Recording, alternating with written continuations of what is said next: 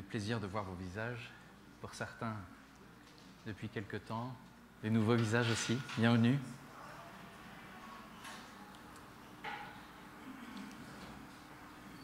Alors aujourd'hui, nous sommes sur le calendrier juif et sur l'habitude de juif, nous sommes sur le premier jour de la semaine. Le dimanche est le premier jour de la semaine. Et je m'en suis rendu compte d'ailleurs, les amis, en fait, on va arrêter le micro comme ça, je vais prendre celui-ci. Merci beaucoup. Petite chose drôle, c'est que je ne m'en suis pas aperçu parce que je faisais la théologie, mais en faisant la programmation. Dans la programmation, le jour 0 du début de la semaine, c'est dimanche. C'est intéressant, n'est-ce pas? C'est là que je me suis dit, quelque chose se passe le dimanche. C'est le premier jour de la semaine. Et en effet, si on regarde les choses sous cet angle-là, vous savez que toute la semaine, nous allons prier en fait, chaque jour, le matin à 7h et le soir à 21h. Nous allons ensemble prier par téléphone pour pouvoir cheminer toute la semaine pour arriver à samedi où nous allons faire notre samedi de jeûne et prière. Nous allons nous rencontrer dans notre local à Chatou de 10h à 15h et là nous allons pouvoir rentrer vraiment dans les détails de la parole, écouter des exhortations, peut-être des paroles prophétiques, écouter des passages bibliques et s'encourager mutuellement, s'encourager les uns les autres, comme Paul nous demande de le faire en 1 Corinthiens 14, 26. Donc aujourd'hui, le sujet qu'on a à cœur de vous apporter, et je fais ce travail et ce message en collaboration avec mon frère Guillaume, qui a écrit le déroulé de cette semaine. Le sujet, c'est d'écouter Dieu. Parle, Seigneur, ton serviteur écoute. Donc c'est vrai, si le dimanche est le premier jour de notre semaine de travail, eh bien c'est le premier jour de la semaine qui nous amène au Shabbat, le jour qui est censé être le jour du repos, en tout cas pour nos amis juifs. Alors, ce thème qui va nous animer tous les jours de cette semaine, c'est un thème dont on a déjà parlé. Mais il est important, là, aujourd'hui, de rentrer dans l'expérience d'écouter Dieu. Et là, je parle de la marche du chrétien. Dans le quotidien du chrétien, il est important de savoir faire taire les autres voix pour écouter la voix du berger. Donc nous devons travailler en fait cette écoute de Dieu. Et pour cela, et ce qui est souvent le plus difficile, c'est que l'on doit ménager des temps pour ça. On doit se rendre compte de l'enjeu que ça représente et mesurer notre temps pour pouvoir au bon moment se dire « c'est un temps que je mets à part pour écouter le Seigneur ». Alors la Bible qu'on a aujourd'hui, elle se présente sous la forme écrite. Mais à l'époque, il faut savoir que la tradition juive faisait qu'on communiquait les paroles bibliques par oral. Et en fait, la plupart du peuple écoutait la parole et l'apprenait en l'écoutant. Et leur mémoire, ce n'était pas une mémoire de poisson rouge comme on peut avoir aujourd'hui, à cause de tout ce flux d'informations qu'on a. C'est une mémoire où cette parole était vraiment enregistrée et elle pouvait être méditée. Vous voyez ce qu'il disait dans la parole de l'Ancien Testament, « Je la médite jour et nuit, ta parole », eh bien, ce n'était pas avec des tablettes gravées qu'ils pouvaient méditer jour et nuit à la chandelle. Il a médité parce qu'elle était déjà dans leur mémoire, elle était déjà dans leur cœur. Alors, sans support, comme les livres que l'on a aujourd'hui, pour le peuple juif, c'était vital d'apprendre par cœur des pans entiers de la Bible. Donc on apprenait des chapitres en entier. Et c'était le seul moyen d'ailleurs de s'assurer que la transmission de cette parole était bien faite. Et même pour les premiers chrétiens, c'était le cas. Donc, écoutez, les chrétiens étaient obligés d'écouter la parole. Ils ne pouvaient pas aller sur YouTube il y a 2000 ans. Vous comprenez? Aujourd'hui, on a galvaudé l'accès. On s'est trop habitué à un accès facile à la parole, ce qui fait que des fois on le dédaigne. Alors quand venait le moment de lire la parole, tout le monde faisait silence, parce qu'on ne voulait pas perdre une miette de ce qui allait être lu par celui qui lisait la parole au jour du partage.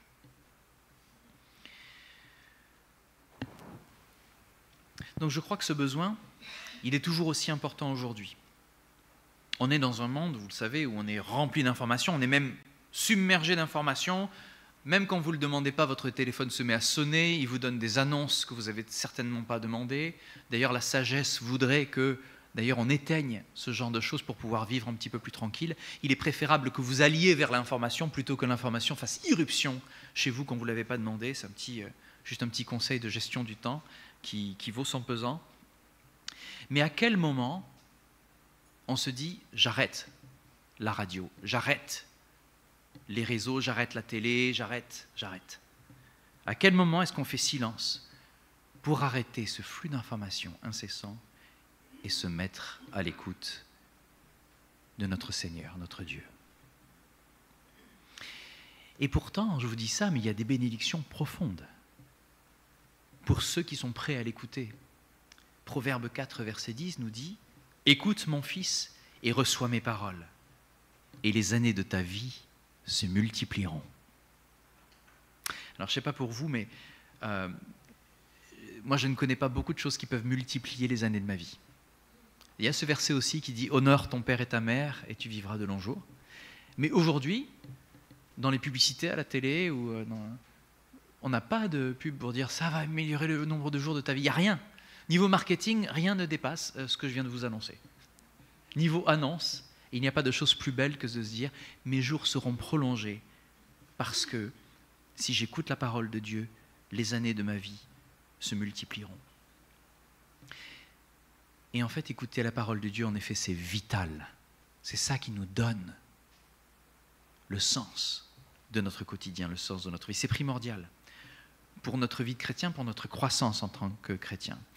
Et peu importe si que vous soyez un bébé chrétien ou un chrétien qui a 40, 50 ans d'expérience, la parole et l'écoute de la parole, le temps avec Dieu est toujours aussi important.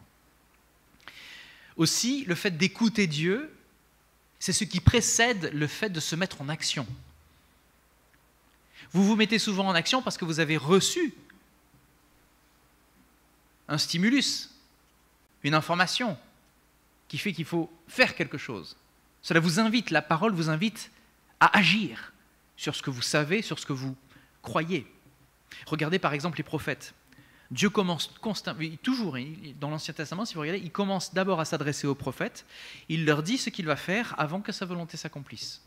C'est quand même bien parce que Dieu n'a jamais fait irruption dans la vie de son peuple, il a toujours préparé les choses. Et même dans le temps de sa patience, quand il s'agissait de se repentir, il leur a donné des années et des années, des dizaines d'années même. Et parfois, le Seigneur n'utilise même pas sa parole, il peut utiliser d'autres moyens. Mais ce que le Seigneur désire, c'est que son peuple fasse sa volonté. C'est facile à comprendre, ça. Alors, soyons à l'écoute. Nous allons prendre aujourd'hui l'exemple de Samuel. Je pense que vous voyez de quel passage je veux parler. On va voir 1 Samuel au chapitre 3 qui va bientôt s'afficher.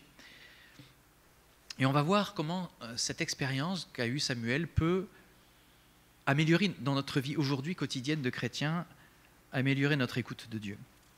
On va démarrer au verset 1. Le jeune Samuel était au service de l'Éternel devant Élie. La parole de l'Éternel était rare en ce temps-là. Les visions n'étaient pas fréquentes. En ce même temps, Élie, qui commençait à avoir des yeux troubles et ne pouvait plus voir, était couché à sa place. La lampe de Dieu n'était pas encore éteinte. Et Samuel était couché dans le temple de l'Éternel où était l'arche de Dieu. Donc ici, on a un contexte. Vous savez qu'on aime parler des contextes ici. Samuel est enfant, il est tout jeune, et il sert auprès du grand prêtre. Le grand prêtre, c'est Élie. Donc, le climat spirituel à cette époque n'est pas très favorable à la manifestation de Dieu. Vous l'avez entendu, la parole était rare. Il est dit que la parole était rare et que les visions n'étaient pas fréquentes. Élie lui-même était presque aveugle d'ailleurs. Et regardez la première indication à garder en mémoire pour nous sur notre position de chrétien pour pouvoir écouter. À quel endroit est-ce que Samuel dort? Quelqu'un peut répondre? Il est dans le temple, mais il était où était l'arche de Dieu. Vous voyez? D'autres versions disent à côté de l'arche. Donc il était juste à côté. La position de Samuel, en fait, c'est d'être dans la présence de Dieu, puisque l'arche était l'endroit le plus proche. C'est le Saint des Saints. Donc on garde ça dans un coin de notre mémoire. On va lire la suite. Alors l'Éternel appela Samuel, il répondit, « Me voici !» Qu'est-ce que fait Samuel? Et il courut vers Élie et dit, « Me voici car tu m'as appelé. » Élie répondit, « Je n'ai point appelé, retourne te coucher. » Et il alla se coucher. L'Éternel appela de nouveau Samuel, et Samuel se leva, alla vers Élie et dit, « Me voici car tu m'as appelé. » Élie répondit, « Je ne t'ai point appelé, mon fils. Retourne te coucher. » Samuel ne connaissait pas encore l'Éternel, et la parole de l'Éternel ne lui avait pas encore été révélée. L'Éternel appela de nouveau Samuel pour la 3e fois, et Samuel se leva, alla vers Élie et dit, « Me voici, car tu m'as appelé. » Élie comprit que c'était l'Éternel qui appelait l'enfant, et il dit à Samuel, « Va, couche-toi, et si l'on t'appelle, tu diras, « Parle, Éternel, car ton serviteur écoute. » Et Samuel alla se coucher à sa place.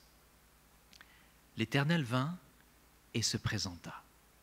Et il appela comme les autres fois, « Samuel, Samuel !» Et Samuel répondit, « Parle, car ton serviteur écoute. » Il y a plusieurs choses ici qu'on doit remarquer. Vous allez noter d'abord la réaction de Samuel. Il court vers son maître, c'est un réflexe. Il est réveillé en pleine nuit, et évidemment, il court vers son maître. Donc, Samuel est quelqu'un qui est obéissant. Il est prompt à servir. Il s'attend à être appelé et à devoir réagir. Je fais juste une parenthèse. Combien d'entre vous, à la maison, quand vous réveillez un ado, il vient de suite et il dit « Oui, parle, j'écoute ». Donc, Samuel est obéissant. C'est en faisant des contrastes qu'on comprend bien en fait les contextes. Samuel est réellement au service du Seigneur. Et la deuxième chose, c'est qu'en revanche, il ne reconnaît pas la voix de Dieu. En effet, il est dit qu'il ne la connaissait pas, l'Éternel. Il ne connaissait pas l'Éternel et sa parole ne lui avait pas été révélée. C'est fou quand même. Samuel, il sert qui à cet endroit-là? En fait, il sert Élie, exactement. Il sert le grand prêtre. Et où est-ce qu'il dort? Il dort dans le temple. Donc, le serviteur du premier sacrificateur, Samuel, qui passe sa journée dans le temple, ne connaît ni Dieu, ni sa parole. Donc nous voyons là un bon exemple de ce que Dieu attend ou n'attend pas de nous. Il n'attend pas de nous que nous passions du temps à faire des choses de manière religieuse, mais il attend de nous que nous connaissions sa parole et que nous soyons à même de reconnaître sa voix quand il nous appelle. Amen. Donc Samuel est obéissant. Et ne connaissant pas Dieu, il écoute déjà son maître. Et à chaque fois, il retourne se coucher. Il obéit à Élie, même quand il lui demande de répondre à l'Éternel. Et notez que Élie ne va pas lui expliquer toute chose. Il ne va pas rentrer dans un débat théologique en lui expliquant écoute, en fait, Dieu, il parle comme ceci, il parle comme ça. Il dit juste, quand Dieu parle, va lui dire, parle, ton serviteur écoute. Et il le laisse découvrir ce qu'il va se passer. Donc on prend la suite. Qu'est-ce que l'Éternel va dire à Samuel? C'est là qu'il faut que vous attachiez vos ceintures. Alors l'Éternel dit à Samuel, voici, je vais faire en Israël une chose qui étourdira les oreilles de quiconque l'entendra.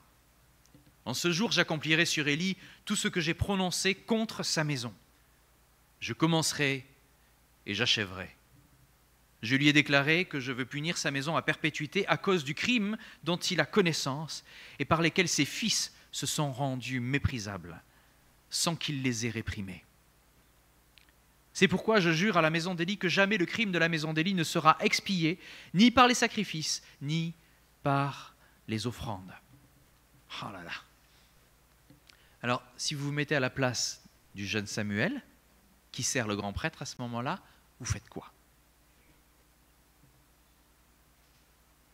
Il n'y avait pas de billet d'avion. Moi, j'aurais pris un billet d'avion, je pense que j'aurais fui.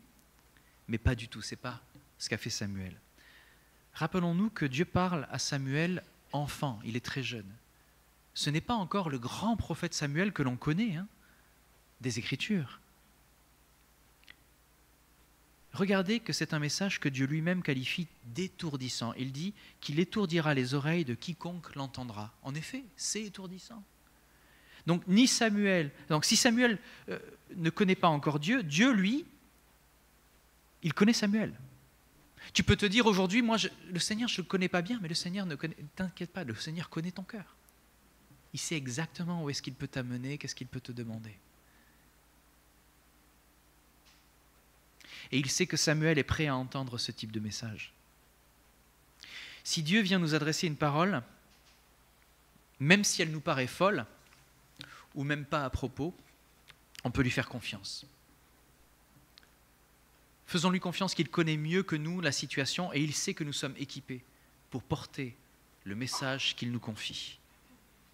Il faut que nous ayons foi en son jugement. Alors écoutons comment Samuel a réagi et les conséquences de sa réaction. Samuel resta couché jusqu'au matin, puis il ouvrit les portes de la maison de l'Éternel. Samuel craignait de raconter la vision à Élie. Mais Élie appela Samuel et dit « Samuel, mon fils !» Il répondit « Me voici !» Et Élie dit « Quelle est la parole que t'a adressée l'Éternel? Ne me cache rien. Que Dieu te traite dans toute sa rigueur si tu me caches quelque chose de tout ce qu'il t'a dit. » Samuel lui raconta tout, sans rien lui cacher. Et Élie dit « C'est l'Éternel, qu'il fasse ce qui lui semblera bon. » Samuel grandissait. L'Éternel était avec lui, et il ne laissa tomber à terre aucune de ses paroles. On peut imaginer que quand la première parole de l'Éternel que tu reçois est aussi dure, que pour le reste de ton ministère, tu ne vas pas mâcher tes mots, parce que tu sais de quoi Dieu est capable. Si tu as reçu la parole de l'Évangile, si Dieu te permet de pouvoir l'annoncer, ne mâche pas tes mots. Laisse la responsabilité à l'Éternel de gérer les conséquences de l'annonce de l'Évangile dans la vie de la personne à qui tu parles. L'Éternel continuait à apparaître dans le silo, car l'Éternel se révélait à Samuel dans Silo, par la parole de l'Éternel. Donc ici, de manière légitime, Samuel craignait de raconter ce que le Seigneur lui a dit. Mais Élie l'encourage. Même si ça ressemble un peu à une menace quand même, Élie. Il dit « Attention, tu ne me caches rien, sinon le Seigneur va te juger. » Et Samuel s'exécute, il dit absolument tout à Élie. Et donc, quelles sont les conséquences? Élie ne va pas lui en vouloir, il ne va pas retenir ça contre lui. Il accepte le jugement de Dieu. Pour Samuel, c'est là que démarre son ministère de prophète. Donc plus aucune de ces paroles ne sera tombée à terre et le monde entier reconnaît le ministère de Samuel. Venons-en à la pratique pour nous en tant que chrétiens aujourd'hui. C'est quoi comme enseignement qu'on va recevoir ici? Nous qui sommes chrétiens, qui suivons Christ, nous avons un avantage incommensurable, énorme, par rapport à l'époque de Samuel. Pourquoi je vous dis ça? Dans Jean, au chapitre 1, verset 14, il est dit que la parole de Dieu s'est faite chair en Jésus-Christ. Et la parole a été faite chair, et elle a habité parmi nous, pleine de grâce et de vérité, et nous en avons contemplé sa gloire, une gloire comme la gloire du Fils unique venu du Père. Jean lui a rendu témoignage et s'est écrié « C'est celui dont j'ai dit, celui qui vient après moi m'a précédé, car il était avant moi. » Et nous avons tous reçu de sa plénitude, et grâce pour grâce, car la loi a été donnée par Moïse, la grâce et la vérité sont venues par Jésus-Christ. Personne n'a jamais vu Dieu, le Fils unique qui est dans le sein du Père est celui qui l'a fait connaître. Amen. Personne n'a jamais vu Dieu. Mais par Christ, par sa vie, sa mort, sa résurrection, nous avons tous reçu la plénitude de Dieu. Jésus nous a fait connaître Dieu, le Père. Samuel était dans le temple pour avoir accès à Dieu, et c'est seulement dans le temple qu'il a eu accès à Dieu. Mais pour nous, on a un accès permanent. On n'a pas besoin d'aller à Jérusalem dans un temple qui d'ailleurs n'existe plus, qui a été démoli. Et Jésus avait annoncé d'ailleurs cette démolition. On a un accès permanent à Dieu le Père par l'intermédiaire de Jésus-Christ. Dieu est avec nous comme il était avec Samuel. Mais là encore, dans la grâce de Dieu, il nous a donné quelque chose que Samuel n'avait pas reçu. En tout cas, pas au début de son ministère. C'est le Saint-Esprit, l'Esprit de Dieu, qui rentre dans nos cœurs, dans nos vies, dans notre corps. Et il est dit que le temple de Dieu aujourd'hui, c'est ton corps, le temple de l'Éternel. Car l'Esprit de vérité, celui que le monde est incapable de recevoir parce qu'il ne le voit pas et ne le connaît pas. Quant à vous, vous le connaissez, car il demeure auprès de vous et il sera en vous. Dans Jean 14, verset 17. Samuel était obéissant, prompt à servir. Et c'est là aussi des qualités qui nous sont demandées en tant que chrétiens. Sur ce point également, le Saint-Esprit, dans nos manquements, dans nos difficultés, le Saint-Esprit nous vient en aide. Il ne s'agit pas d'être un super chrétien, il s'agit d'être connecté à la source de vie. Jésus lui répondit, « Si quelqu'un m'aime, dans Jean 14, il obéira à ma parole. Mon Père aussi l'aimera. Nous viendrons à lui et nous établirons notre demeure chez lui. » C'est pas énorme ça? Mais celui qui ne m'aime pas et ne met pas mes paroles en pratique. Celui qui ne m'aime pas ne met pas mes paroles en pratique. Or, cette parole que vous entendez ne vient pas de moi, c'est la parole même du Père qui m'a envoyé. Je vous dis tout cela pendant que je suis encore avec vous. Mais le défenseur en justice, le Saint-Esprit, que le Père enverra à mon nom, vous enseignera toutes les choses et vous rappellera tout ce que je vous ai dit moi-même. Donc Samuel, au début du chapitre, il ne connaît pas la voix de Dieu. Et en tant que chrétien, nous avons les mêmes enjeux. Comment reconnaître la voix du Père? Pour ça, on a un formidable révélateur qui est la Bible, la parole de Dieu. Il est dit dans la parole que la parole des prophètes soit soumise aux prophètes. Donc, si on veut être sûr que la voix qui nous parle est celle de Dieu, nous pouvons éprouver la parole que nous entendons à la parole de la Bible.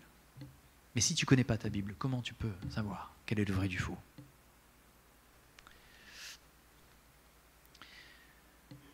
Donc Dieu, lui, il ne change pas sa parole. Elle est éternelle. Du jour au lendemain, vous n'allez pas ouvrir votre Bible et puis voir tout et son contraire. Elle est vraiment cohérente. D'ailleurs, en tant qu'évangélique, on va dire que sa parole est inhérente. Elle ne contient pas d'erreur. C'est vraiment la marque de la croyance évangélique. Nous ne croyons pas que la Bible contienne des erreurs. Nous croyons que la Bible n'a aucune erreur, ni historique, ni factuelle.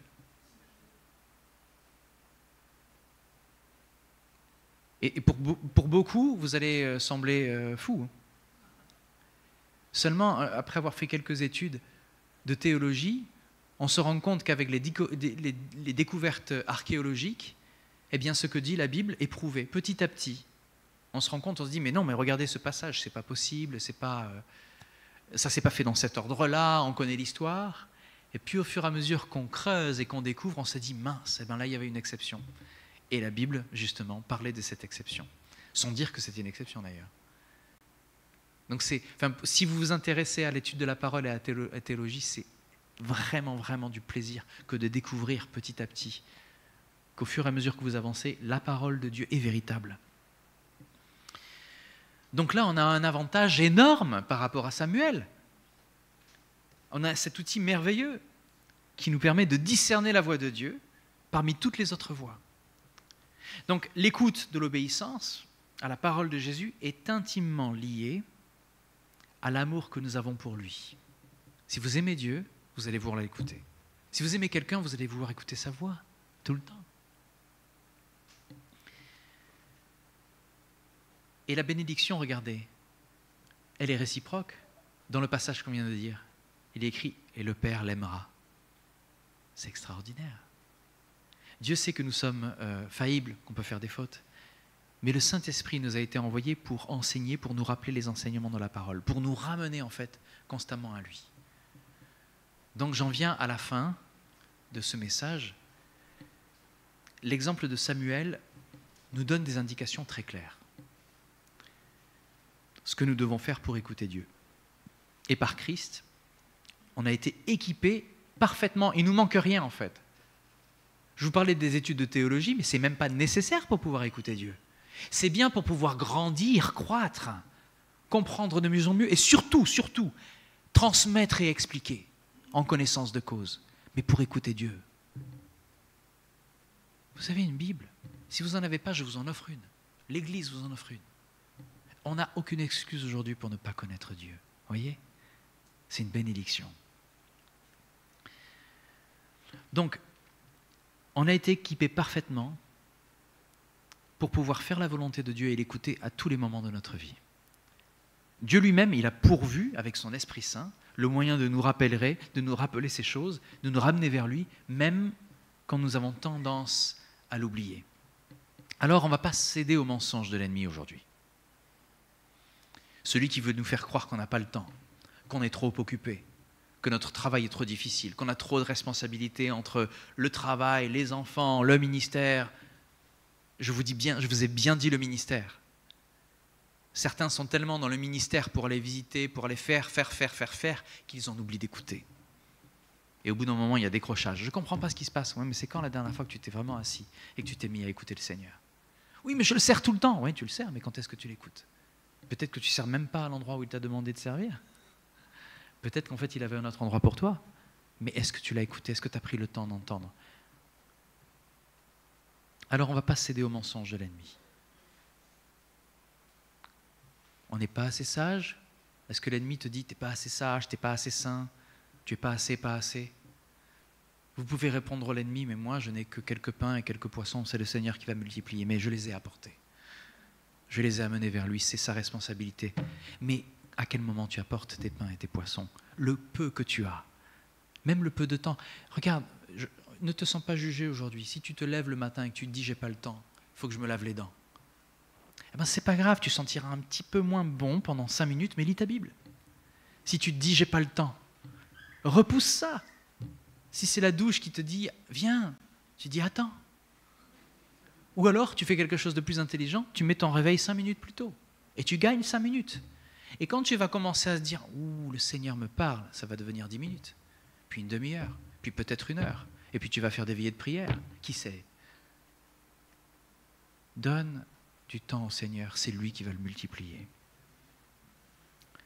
Tournons-nous vers lui. Accordons-lui notre oreille.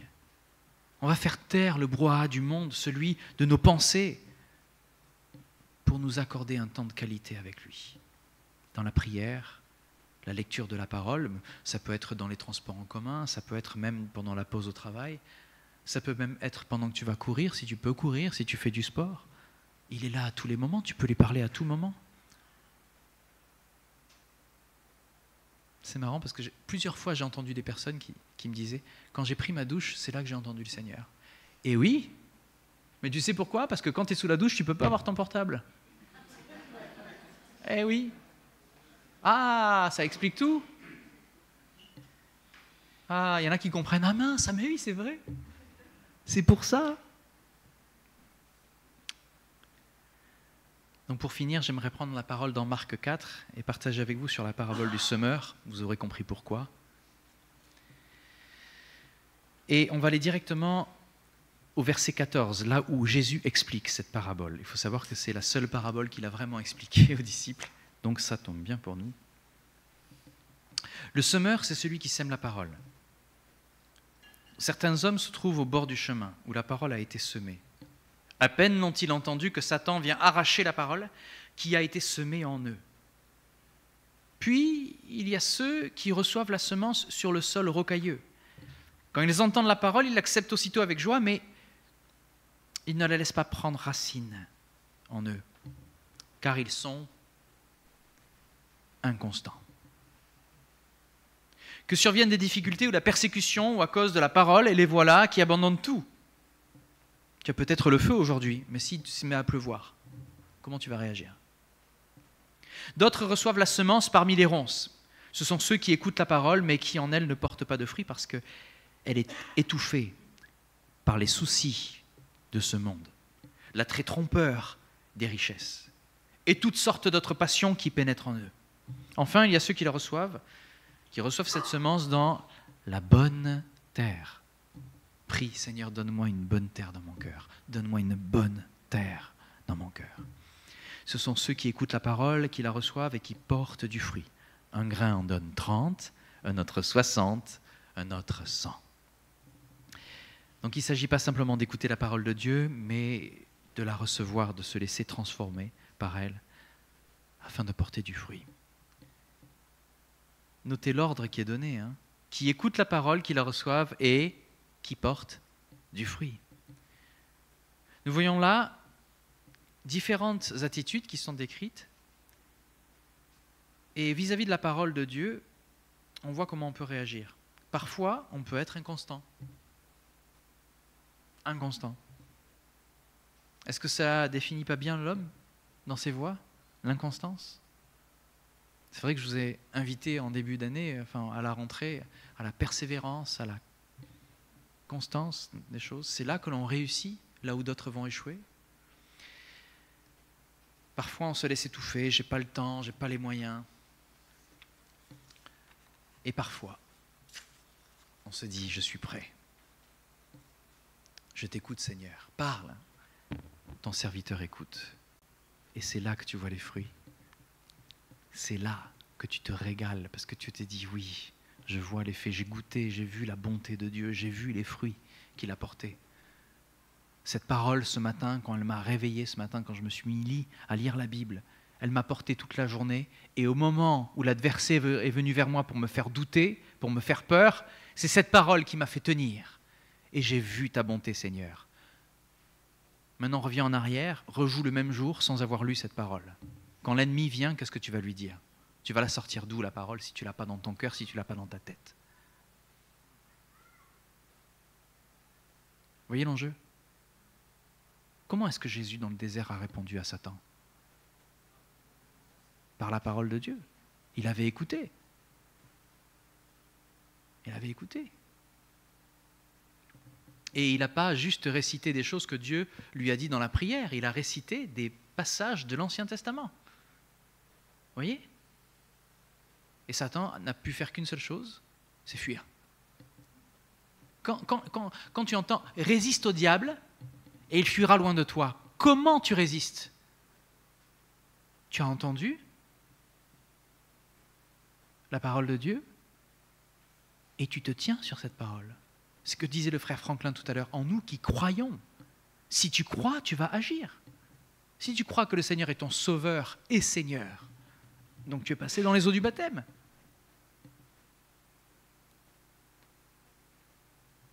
Écouter la parole correctement, c'est un exercice qu'il faut savoir maîtriser, pour lequel, par grâce, on est parfaitement équipé. L'Esprit est là, il est toujours prêt à nous assister, donc il n'y a qu'une seule chose à faire, c'est nous exercer, écouter, recevoir et porter du fruit. Je répète, écouter, recevoir et porter du fruit. Donc j'arrive au bout de ce partage. C'est une introduction, vous l'aurez compris, à cette semaine de prière. Nous allons nous exercer, nous entraîner. On va s'exhorter les uns les autres à écouter Dieu, à trouver ensemble le moyen de faire taire toutes les distractions du monde. On va même se lever le matin ensemble pour ceux qui peuvent, ou finir la journée ensemble aussi, pour ceux qui le peuvent. Et on va se reposer avec assurance. Comme il est promis dans Proverbes, chapitre 1, verset 33. Mais celui qui écoute, celui qui m'écoute, reposera avec assurance. Il vivra tranquille et sans craindre aucun mal. Je vous invite à prier. Seigneur Dieu, merci, merci, merci. Reçois notre reconnaissance. Merci pour ta parole. Merci pour la grâce que tu nous fais de pouvoir rentrer dans tes parvis, dans ta présence, sans mauvaise conscience. Tu as lavé nos péchés. Nous sommes blancs comme neige, Seigneur. Tu as dit, je choisis de ne pas me souvenir de leurs péchés. Seigneur, nous voulons rentrer dans ta présence maintenant. Merci, Seigneur, parce que nous sommes comme le jeune Samuel. Nous sommes auprès de ta présence. Et quand nous dormons, nous avons bien plus qu'une arche. Le Saint des Saints, Seigneur, est venu à nous. Il s'est fait chair. Et Seigneur Jésus, aujourd'hui, tu nous fais la grâce de vivre en nous par ton Saint-Esprit. Donne-nous d'écouter. Donne-nous de lire. Donne-nous d'être révélés à la lecture de ta parole. Donne-nous de comprendre ce que tu nous dis pour qu'au moment opportun, Seigneur, l'épée de la parole puisse être dégainée contre toute tentative de l'ennemi de nous faire reculer. Et merci, Seigneur, parce que nous savons que la victoire t'appartient. Et cette victoire, tu nous la donnes. Tu nous as donné la vie parce que tu es mort. Tu nous as donné la victoire parce que tu es ressuscité. Merci, Seigneur, pour ta parole. Merci, Seigneur. Merci au nom de Jésus.